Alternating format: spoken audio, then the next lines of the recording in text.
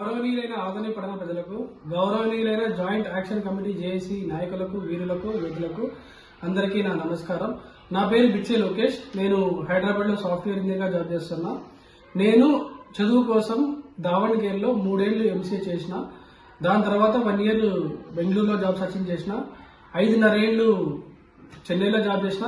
2 ఏళ్లు పూణేలో జాబ్ చేసిన. దాని తర్వాత గత 7 ఏళ్ల నుంచి హైదరాబాద్ లో జాబ్ చేస్తున్నా. నేనే కాదు, మన చుట్టుపక్కల 5 నియోజకవర్గాలు ఆదోని, ఎమినూర్, మంత్రాలయం, ఆలూరు, పత్తికొండ, ఈ 5 నియోజకవర్గాల్లో దాదాపు 50% ఆఫ్ ఇళ్లలో ఒకరు బయట చదువుకోవడమో లేకపోతే బయట జాబ్ చేయడమో జరుగుతుంది.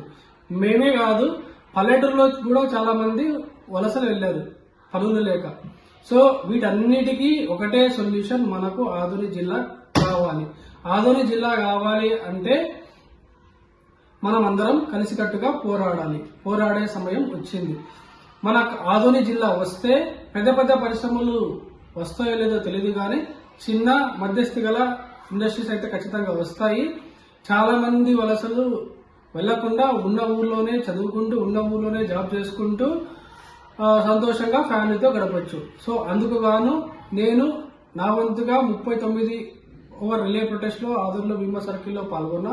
అదే కాకుండా జాయింట్ యాక్షన్ కమిటీకి 11,000 ఫండ్స్ ఇవ్వాలనుకున్నా. అదే కాకుండా సోషల్ మీడియాలో నా వంతుగా నేను ఏదైనా అవేర్నెస్ క్రియేట్ చేయాలని అనుకుంటున్నా. నేనే కాదు, ఈ వీడియో చేయడానికి ముఖ్య ఉద్దేశం, నాలాగా ఈ 5 నియోజకవర్గాల్లో బయట ఎవరైతే జాబ్ చేస్తున్నారో మీరు కూడా కదిలి రండి, ముందుకు రండి. జాయింట్ యాక్షన్ కమిటీని సంప్రదించండి.